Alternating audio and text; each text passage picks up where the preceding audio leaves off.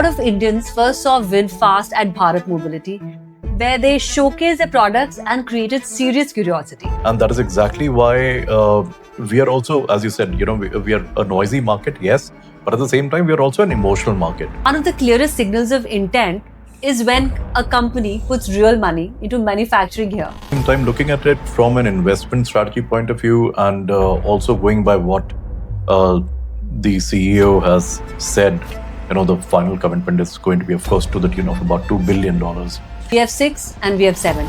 I would look at it through three very practical India lenses on what matters more for Indian buyers: the brochure's features or the real world comfort and practicality. We decided to go to Jaipur from the NCR.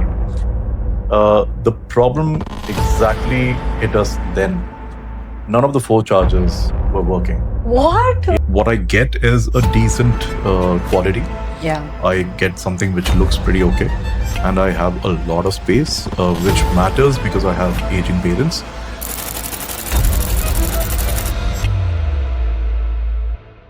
Hey everyone, welcome to a brand new series of conversation. Today we are diving into something very exciting: VinFast and the Vingroup Ecosystem. They're making a big move into the Indian market, and we are going to chat about what that means for all of us. I've got Ashish Jha with me, who has been an automotive journalist for over 2 decades, and we are going to break it all down. Thank you, Ashish, for joining us. Absolute pleasure. Let me start with why VinFast is an interesting case in India.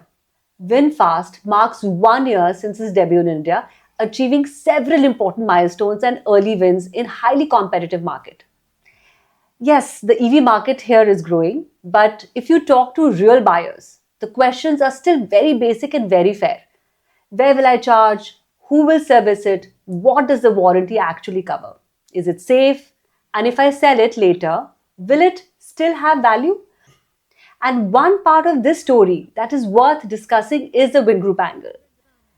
Because when you have bigger backing, you might be able to invest in the support side, charging tie-ups, service setup, customer experience, instead of only focusing on selling units. In India, that support matters a lot because EV ownership is not just about the car. It is about the system around the car. So Ashish, I want to take on this. Do you think being ecosystem backed actually gives brand an advantage in India, or does it still come down to the basics like service quality and on-ground execution?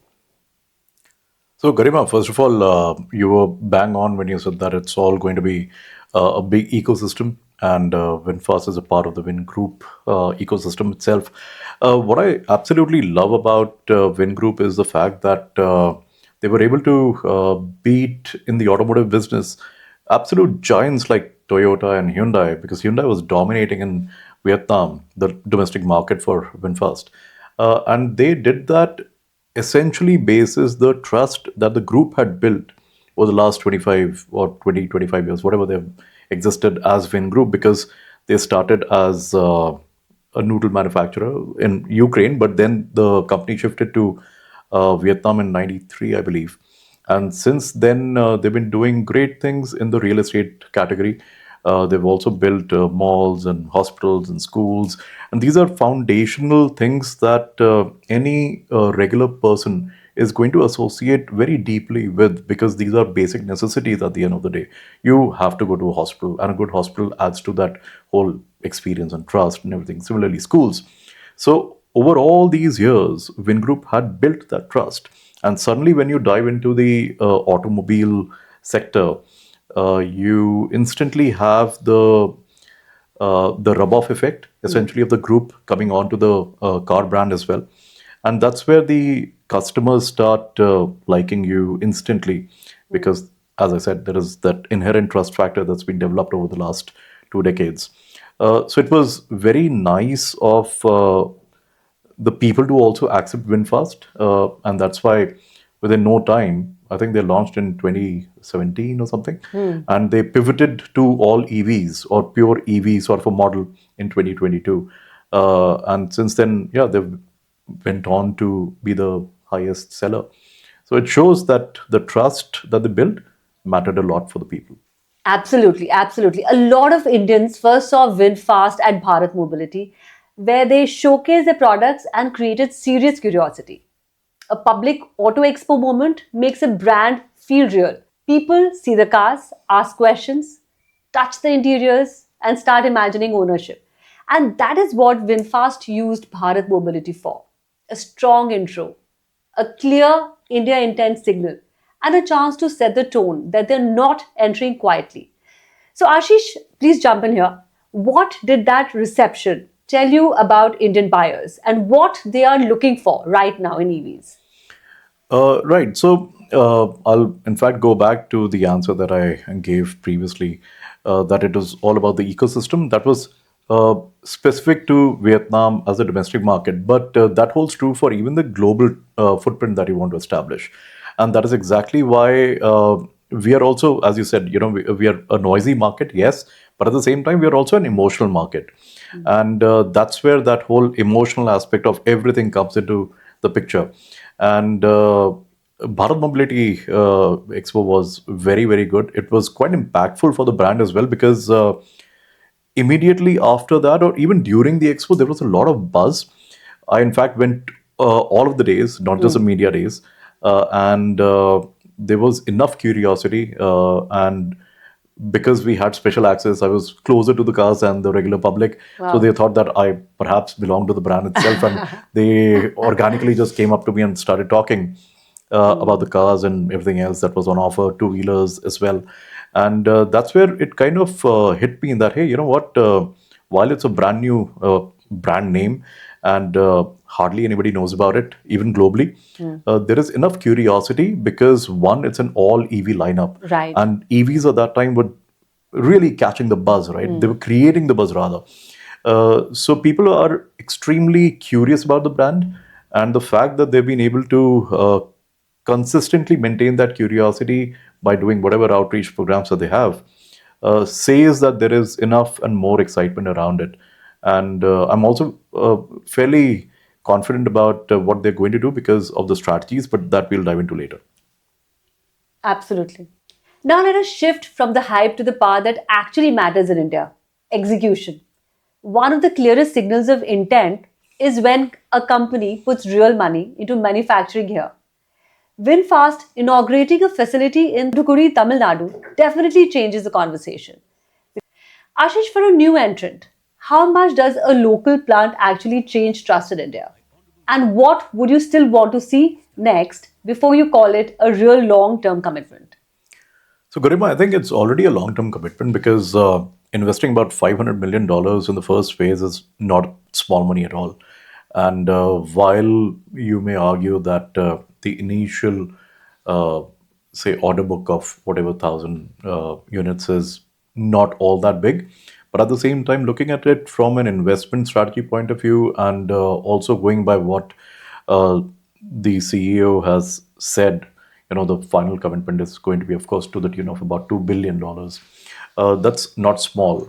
And as far as I know, or I've been reading a bit, so from what I gather, India is going to work as the export hub as well for them. And it's not only for the Southeast Asian market, it's also going to go to Africa.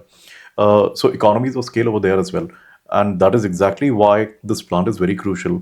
And yeah, I believe from 50,000 odd, they will raise it to about 150 odd thousand and ultimately go up to about 200,000 units of production. So yeah, from a long-term perspective, I think it's only going to spell good news. Sounds amazing. Now let us talk about the cars most people are actually curious about: VF6 and VF7. I would look at it through three very practical India lenses. First is everyday usability. In India, ground clearance and cabin space can matter more than any fancy spec sheet. We have speed breakers, broken patches, waterlogging in monsoons, tight parking, and heavy traffic. So the question is, will it feel stress free in your routine? So, Ashish, I want your point of view here on what matters more for Indian buyers: the brochure features, or the real world comfort and practicality. Uh, I'm extremely glad that you touched upon the fact that range anxiety is not really a point of anxiety anymore, because what matters more is the charging anxiety. In fact, I'll give you a little bit of an anecdote or a personal story. We had, I'm not going to name the brand because it's going to feel odd talking about a fairly luxurious brand in this conversation, but we had something going well north of a crore. Okay. One of the fanciest things that we have on wheels in India, and it boasts very, very good range, electric range. Okay. And we decided to go to Jaipur from the NCR. We had about 96% when we started. We charged it up at the charging setup at the first facilities area on the expressway. And it was going very, very nice. And we completed all our things, commitments in Jaipur, and we were coming back. About 82% when we charged, and we said, okay, fine, 82 is good enough. It's going to take us well into the journey, and then we can stop at one of the facilities and charge it up again. Yeah. The problem exactly hit us then. None of the 4 chargers were working. What? Yes, Oh my God. and we had a fair enough range, but that charging anxiety gave us a range anxiety after that. Of course. So it is not what consumers get completely wrong is the fact that you have range anxiety. You are not going to drive your car more than 50, 100 kilometers at max per day. Yeah. And any EV can satisfy that without any problem. So, in fact, almost 90% of the use cases, they tell you that almost every kind of charging or all sorts of charging is basically happening at home. People barely use a public charging infrastructure all that much, or even if they do, they go to malls and whatever else they find nearby. So it's not the range anxiety, it's charging anxiety. Now, coming back to what the second part of your question was about, brochure spec versus what actually matters. Yeah. Unfortunately, we have embraced things which do not really matter all that much, like sunroof. For all practical purposes, India is not the climate to have sunroofs. Yeah. And what we see sunroofs being used for is kids coming out, and having a good time. And I know of instances where a stone has gotten lodged into the head. So it's not very safe, and people do not understand that. And we as content producers or media executives, we need to put this out in a more blatant and a lot more aggressive manner, that getting out of the sunroof is not safe at all. So please refrain from doing that. But Absolutely. But sunroof is a spec sheet item, right? But people do want it. So all these things are nice to have. But the more crucial things are, of course, when it comes to safety, when it comes to comfort, when it comes to practical things that you want in a car. That matters more to people. And I was speaking to a few VinFast customers, incidentally, in the NCR region. We went to Jaipur as well again once, and they're doing pretty well in Rajasthan apparently. And they said two of them, they bought the base version with all black interiors and everything, because the bottommost trim level offers almost everything that they want. And they said, ADAS does not matter to us because we hardly use it. One of the guys had an ADAS equipped car, and he said, I've barely used it for about a couple of times. So it does not matter whether I have ADAS in my car or not. And I'm completely happy with all black interiors. What I get is a decent quality. I get something which looks pretty okay. And I have a lot of space, which matters because I have aging parents, and their comfort is primary. So the practical things would definitely matter more than the spec sheet item. No, you're absolutely right. Confidence in charging is very important. And yes, fast charging is, as you said, is important. But the bigger question is simple. Where will you actually charge in your daily life? At home, at work, on a highway, at a public point, and how smooth is that experience going to be? Because if charging feels complicated, the car will feel complicated. So, Ashish, what do you think is the real tipping point for charging in India? Speed of charging or access and convenience? So, Garima, extremely nice topic to talk about, because what you have done is created a baseline for not just public use and publicly installed charging infrastructure, but also something that you would have at home. Of course, charging at home is almost 90% of the time the application, as I mentioned earlier as Yeah. well. But the public chargers are also very crucial. Like, for example, the story that I told you about my own experience. Had it not been for the lack of the chargers, being operational, we would have been absolutely fine, right? But at the Right. same time, the fact that those chargers, those fast chargers, were not working, gave us, even like the industry voices and people who've been doing this as a living, we got that anxiety. It just shows that infrastructure in its current form is not enough, and we have a very, very long road to cover.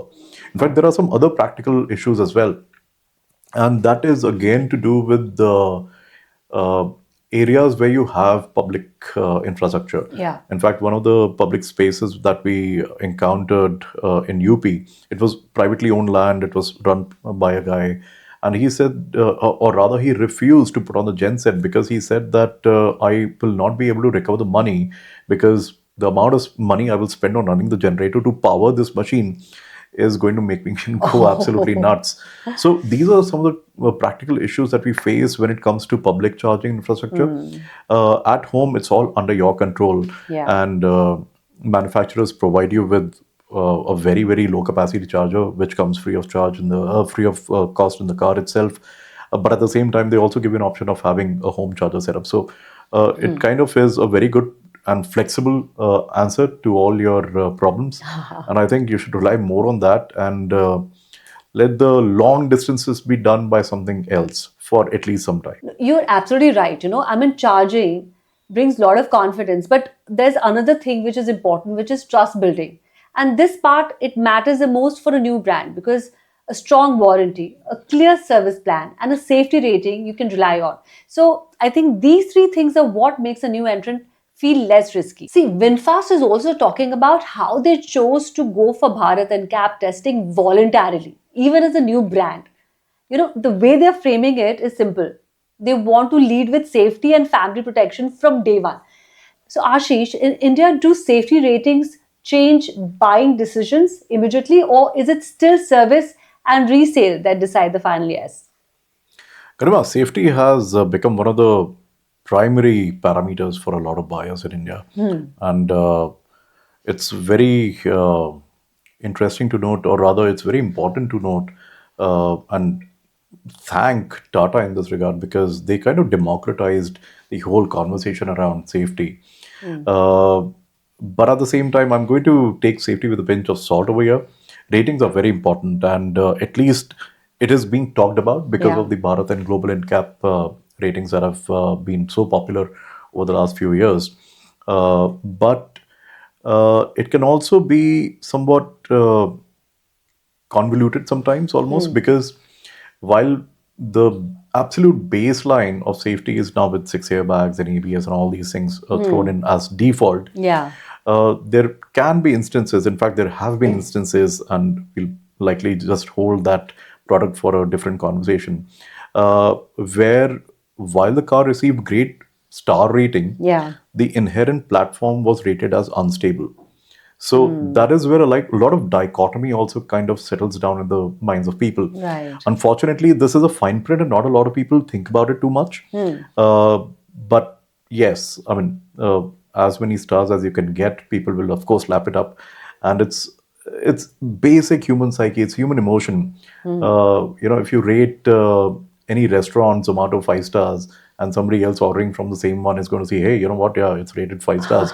Your trust in that thing automatically gets built up. You will not really go down to each dish and see how much is that dish rated, not as frequently as at least, right? It's the same thing over here as well. You will not give so much of importance, or you'll not even read the fine print as much as you will just look at the star rating. So, yeah, star ratings matter is what my bottom line is. No, definitely. And talking on the business side, VinFast has also been claiming early traction. They have stated that they crossed 1,000 units in 4 months.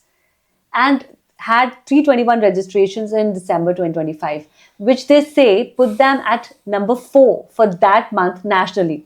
So again, I see this as an early momentum signal, not a final verdict, because the real test is consistency over multiple quarters. They are also talking about expanding the lineup. 3 new electric models in 2026, starting with a 7-seater electric MPV, which makes sense for India because families and fleet buyers love that format. And alongside product, they're talking about retail expansion too. This, which you mentioned, the entire ecosystem. The stated plan is to grow the showroom network from 35 to 75 by the end of 2026, which with more focus beyond metros, including tier 3 and tier 4 cities. So that I think is ambitious, and it will be interesting to watch how quickly service and charging partnerships keep pace with that footprint.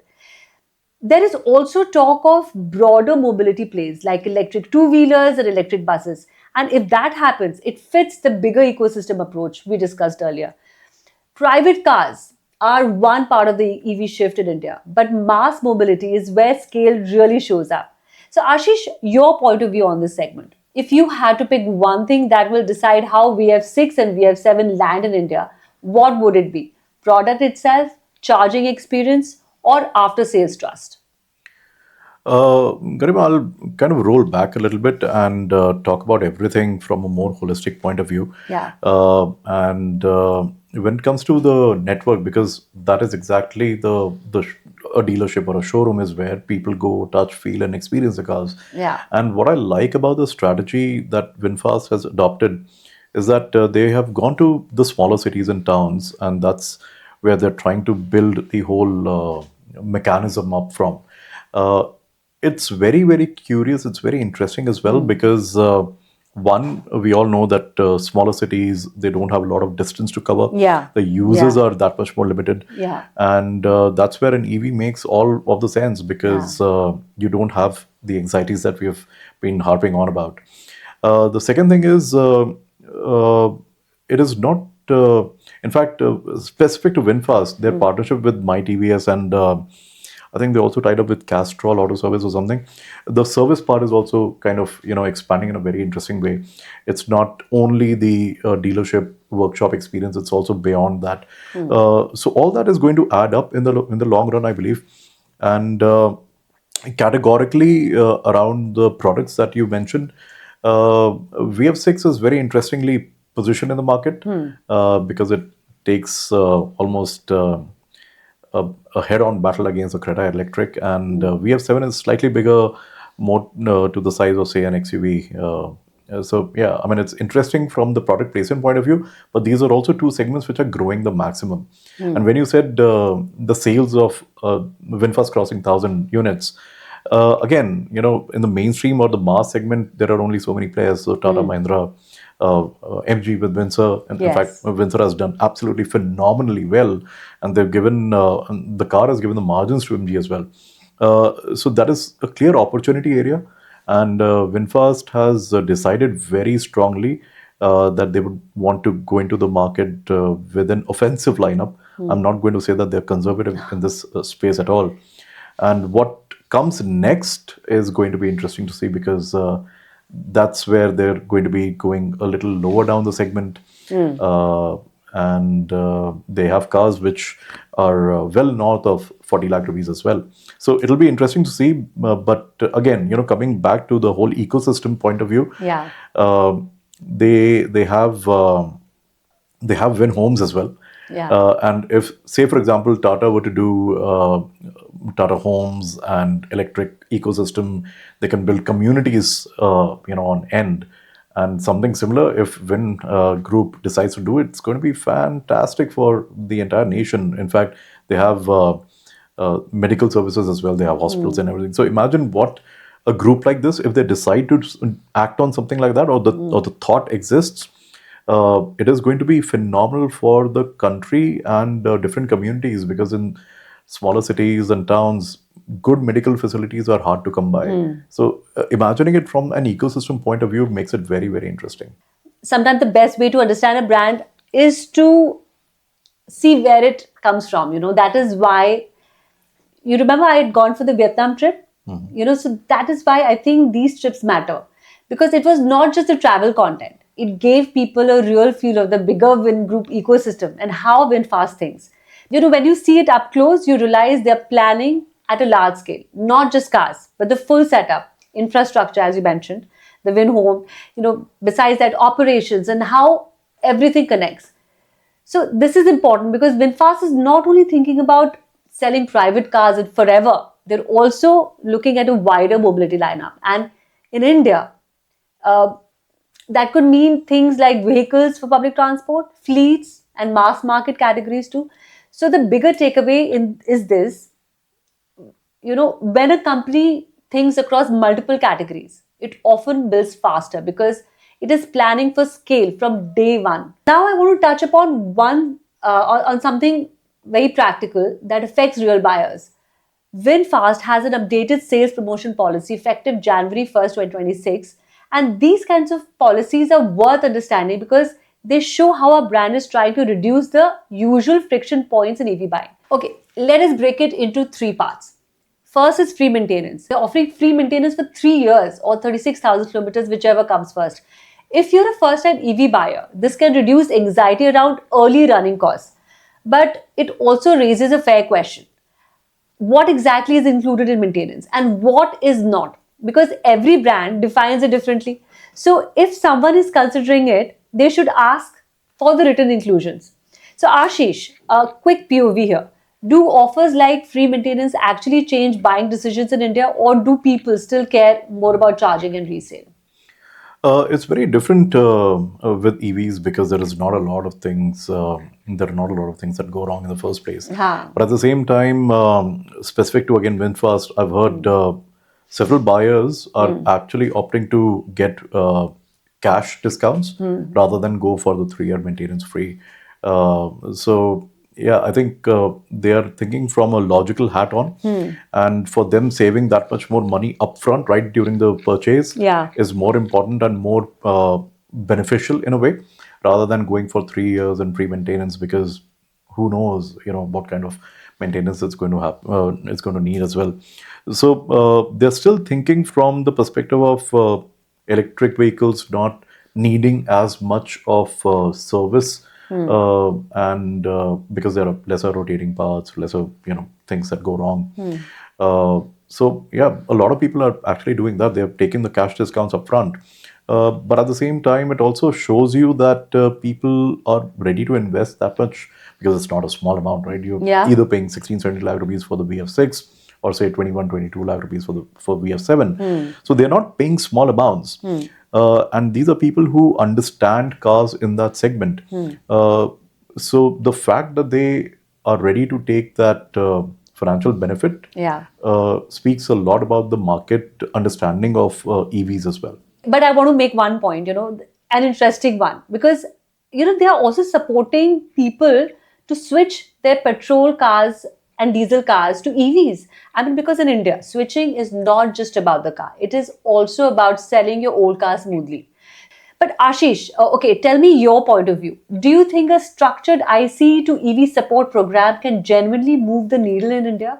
Or people still hesitate because of charging and long term resale? No, so the second part does not really hold too much of a discussion weight over here. I think we need to understand the psyche of people over here, because used cars is a very, very different emotional cycle. And I find it very intriguing, curious that any brand, of course, when they're entering India, it's a new landscape. They would want to push as hard as they can. So the brand doing this is not a surprise at all. And a brand which is just completely EV brand. So it's absolutely natural that they would do something like this. Did we envision it? No. But we are not surprised by this. And at the same time, I also need to add that there is a lot of external factors around reselling a car. When you're making the shift from, say, an ICE to an EV, and you want to sell off your ICE vehicle, you would go to multiple platforms. It's not as simple, If a brand understands that, hey, you know what, we are just going to throw this out and people are going to lap it up. That's not how the used car segment operates. Yeah. People check out multiple platforms. You have Spinny, you have Cars24, you have Carwale, Car Trade, you have True Value, you have this, that, and everything else. Yeah. So people will, I'm unable to recall the data, but they at least go through 5 different channels before they finally decide to go with the one that offered whatever value they did. And right now, the competition between very, very deeply funded companies is so great that even if in the first evaluation you're offered very meager amounts, and you say that okay, fine, I'll come back to you. Yeah. Immediately, you say about 2 hours later, you're going to get a call saying, hey, you know what, your prices just went up 50%. So it's a very different space. Used cars is not as easy. Yes, the process is a lot more streamlined when VinFast is going to say that, hey, you know what, we're going to do this. Yeah. Process becomes a lot more streamlined. But at the same time, other players are also not sitting idle, right? They're also offering everything. So it just basically ultimately is going to boil down to who offers the best value. And yes, with when you said the friction is going to be a lot lesser because the amount gets adjusted against a new car pricing. Yeah. But it hardly matters. If you're getting even 10 rupees more, you would want to go to the other person and get that benefit and then adjust it against a down payment. No, definitely. But I still feel, the intent is so important. Overall, I see this policy as a signal of how VinFast is trying to reduce common EV friction points. Maintenance costs, early ownership add-ons, and the headache of switching from an old car. I think it's helpful to know, but it should always be evaluated alongside the bigger stuff, as you mentioned. But there's stuff like safety, service, reach, charging access, and how the brand supports you after the first year excitement fades. So, Ashish, add your inputs here. Do you think ICE to EV support like this can actually speed up conversions in India?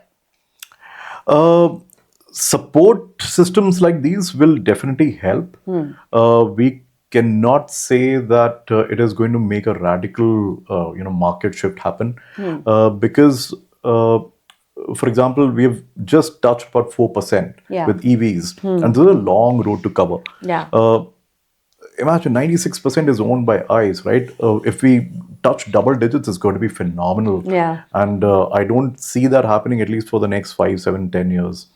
10% market share with EVs is going to be huge. So it will help, undoubtedly. Yeah. More and more players should do it, absolutely. But at the same time, there's a lot of, or rather, there are a lot of external factors also that drive the transition towards EVs.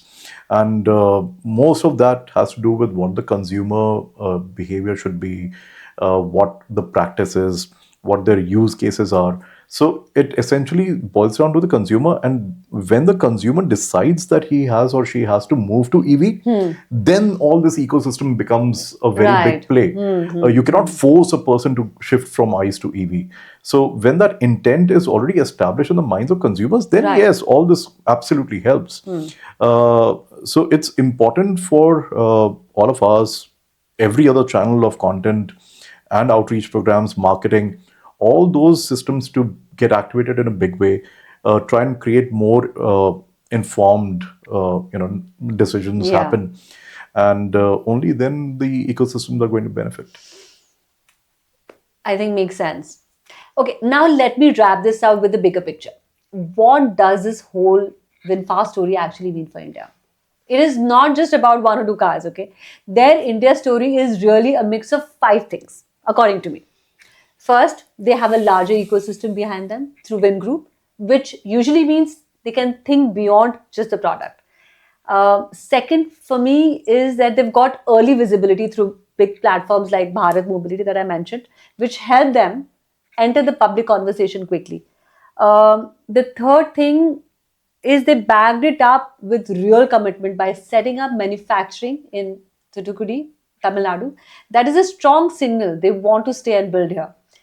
Fourth is that they're positioning VF6 and VF7 in a way that is meant to feel premium but still practical for Indian buyers, with a focus on reducing first-time EV anxiety. And fifth, for me, is that they're using switching support and early ownership incentives to make the move from petrol or diesel to EV feel less intimidating. I think that matters a lot, as per my opinion. Now, if you are an Indian buyer, Here is the smartest way to judge any new EV brand, not just VinFast. Do not only ask about range, ask about warranty. Ask how strong the service network is. Ask where you will charge in real life. Ask about safety ratings. And most importantly, ask what happens 3 years later. And if you're watching this as a business story, then watch the speed of execution. How fast they expand distribution, how fast they build changing partnerships, how fast they scale service. Because in the EV world, that is where the real game is won. Ashish, we will take your final inputs here. What is the single biggest factor that will decide if VinFast becomes mainstream in India? India becomes a very big story for them. Okay. It is not only from a market potential point of view, it is also from the access that VinFast is going to get because of the systems that they have or they're trying to put together in India. But that's a positive story according to me. Absolutely. That is exactly what I'm coming to. Because, once the exports start happening and VinFast, there are a couple of very interesting things. So the guy they hired as a CEO for the whole Asian market is the former ambassador to India, Vietnam's ambassador to India. Of course. And he's such a fabulous guy. I've interacted with him and it was such a pleasure. Talking to him, meeting him. Such a fine gentleman. Yeah, absolutely. And what it does is, beyond the personality traits, what it does is, because of his tenure of 4 or 5 years in India, he's been able to work with the government executives in a very deep manner. Right. And from what I hear, they're also mulling over working with the government. And because the government cycles for any vehicle is every year, right? They consume more and more vehicles. So over there, if they're able to position VinFast in a very strategic manner, that's going to set them in a very, very decent space. At the same time, from the larger operations point of view, they will, of course, do ride hailing. So that format is also going to consume a lot of VinFast cars. I think the VF5 is going to be one of their more mainstream models when that system gets established in India. So looking at it from a long-term perspective, they have things that can make the brand click. Okay. Yes. They have products which don't seem too bad. And I completely am regarding the negative press that they got in the US. But they were also very quick to react. Okay. They were very, very quick to respond, fix a lot of things over the air. And those updates kind of made things kind of stable. So the cars that we have got over here, they seem pretty okay. They can be good. Of course, any car can be made better, right? But the fundamentals are there. And the quality seems pretty okay.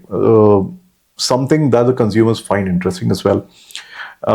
So it has all the signs. Right. No, yes, absolutely. I think they are, for me, I think what matters most is their intent and their intent to bring positive things and, thinking about the small, kind of requirements of the customers. And besides that, the Vin Group ecosystem backing them up, and they are here to stay, not for a short term. Because of that, you can make out they're here for a long term. All right, that brings us to the end of this episode, and I think the most honest way to look at the VinFast story in India is this: it is still early, but it is not casual. You can see intent in the big moves. Big thanks to Ashish for adding his perspective throughout, because a conversation like this needs more than one lens.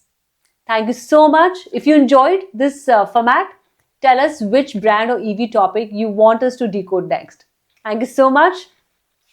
We had such a fantastic time. Chatting. Thanks. Pleasure. Great.